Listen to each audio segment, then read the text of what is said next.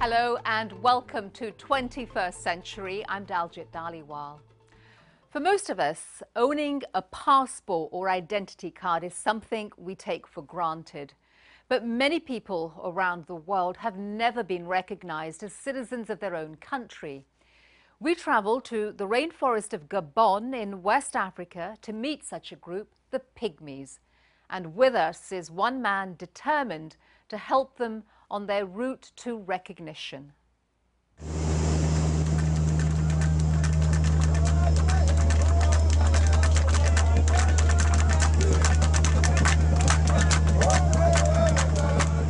This is a man with a mission.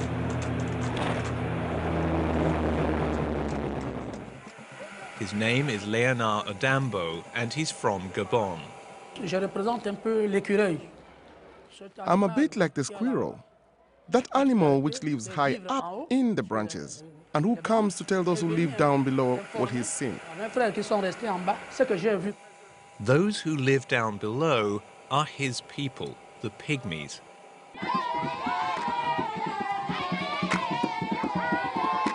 Although widely recognized as the first inhabitants of Central Africa, the Pygmies have a history of being marginalized, even considered by some to be lesser human beings.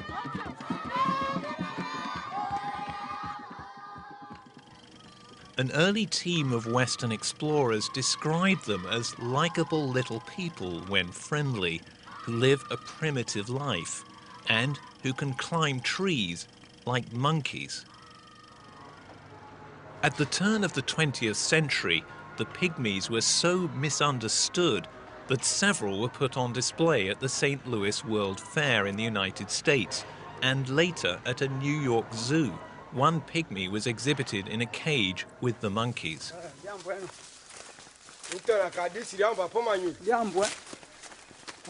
Today in Gabon, the once nomadic Pygmies live mostly in villages deep in the dense rainforest, their rich environment providing both shelter and sustenance. And their renowned knowledge of the forest plants and their medicinal uses is of tremendous value.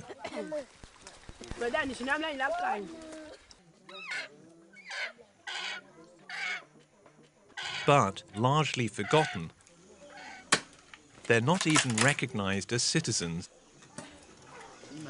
and have little say in determining their own future.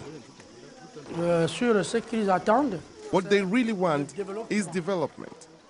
That's why we have to fight this battle on all fronts. The battle is to help the Pygmies on the path out of obscurity and into position to take their rightful place in modern society. But it's a journey not without its pitfalls, as Adambo, having made that same journey himself, knows only too well. It's not easy. It's really complicated. That's all I'm saying. Now he's traveling 800 kilometers from the capital to join his team near the Congo border. Their work is of enormous significance. They're carrying out a census of one group of Pygmies, the Bakoya, the first census ever completed. Walking from village to remote village, the members of the team cover vast distances, recording the details of all Pygmy inhabitants. The most important thing is that everyone is included in the census. And once registered, those Pygmies who until now haven't even been eligible for identity cards will be granted citizenship and will have a say in shaping their own destinies. I am really sad, because the pain my people are suffering is the same pain that I am also going through. Census taker Blanchard Miloma, himself a Bakoya Pygmy like Adambo, understands exactly what it is to be considered second class. Without an identity card, you're always in trouble. Even though you're Gabonese, you're treated like a foreigner.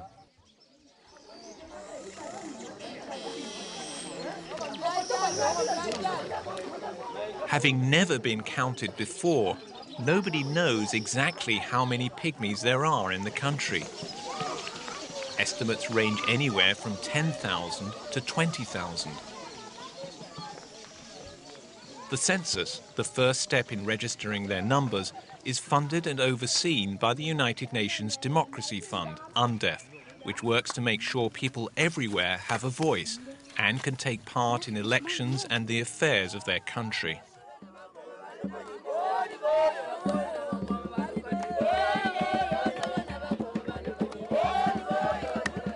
At the village of Ibea, the welcome for Odambo and the team is a warm one. We count the young people to see what types of opportunities are needed. And we count the women because we need to take into account the future generation. We record the kids and children to see who needs to go to school. Odambo believes that only about a half of all pygmy children go to school.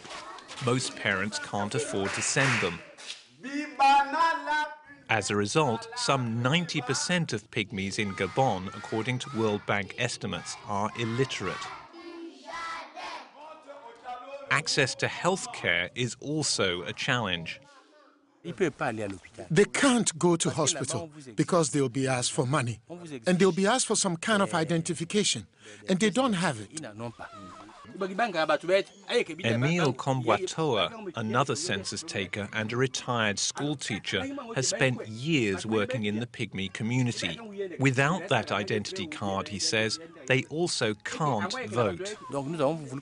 We need to start there, at least to get them identity cards. The problem is that they have been left to their own devices. They were abandoned.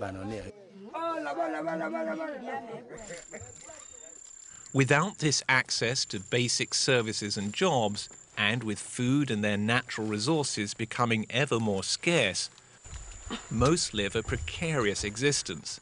And this poverty, says Odambo, fuels their exclusion. How can you feel like a citizen if you don't have a house? You can't be a citizen if you can't send your children to school. You can't be a citizen if you can't even get cured of a simple flu. Odambo is determined to fight so that his people have the same opportunities in life that he did.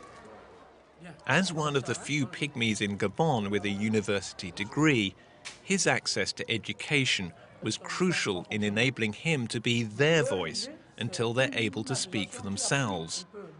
But his path to get here has been an extraordinary one. Orphaned as a baby, he grew up here in the village of Imbong with Denis, his cousin, who he calls his big brother. We grew up together, slept together, we ate all together, we did almost everything together. Denis' father, the village chief, though himself illiterate, recognized the importance of education for the boys. Despite being poor, he made sure they both attended the local primary school. When we came back from school every evening, he'd show us the alphabet. A, B, C, D, up to Z. But he himself didn't even know how to read or write. He memorized it.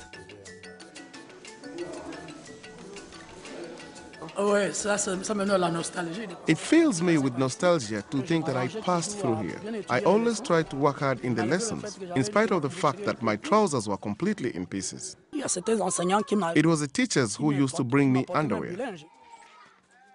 And when he was 11, one of these teachers changed the entire course of his life. Robert Zotumba unofficially adopted Odambo as his son, putting him through school and then university. This footage, shot in 2006, shows them together in the family house in Libreville. He looked after me in his home like I was his own child. Not far away, Odambo now lives with his wife and 3 small sons.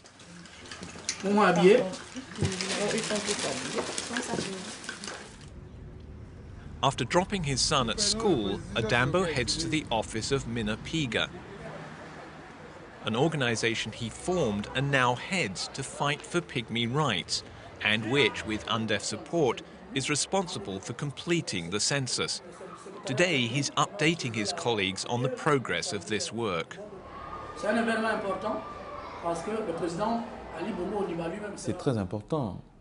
It's really important that all groups of a population are integrated into the democratic process. Eric Dodo Bungwenza, director of the Gabonese Office of Human Rights, agrees on the importance of equal rights for all citizens. And the government of Gabon, he says, is also playing its part. The Gabonese government is currently putting into place a number of mechanisms to include the indigenous people so that they can adapt to the westernization of life. But in attaining those rights, they should never forget who they really are, says Adambo.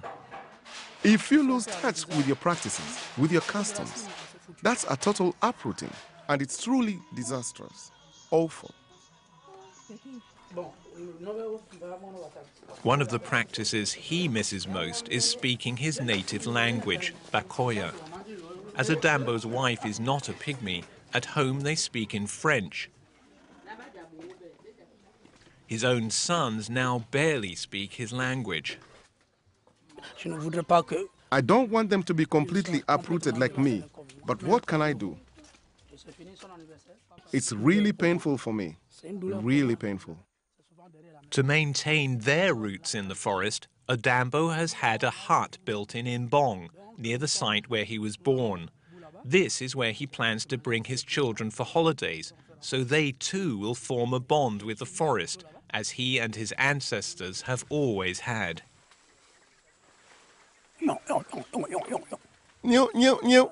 That's the sound of the monkeys. I miss the song of the birds. I miss the cries of the monkeys. I feel really far away. But when I come here like this, I like to go a bit into the forest, and when the birds sing, I feel alive.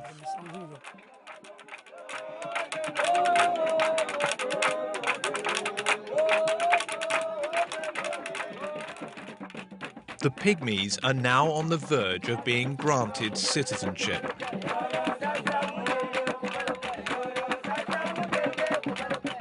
The choice will then be theirs as to how much they want to participate in all the opportunities life in mainstream Gabonese society presents, without losing their thousands of years of profound knowledge of the forest.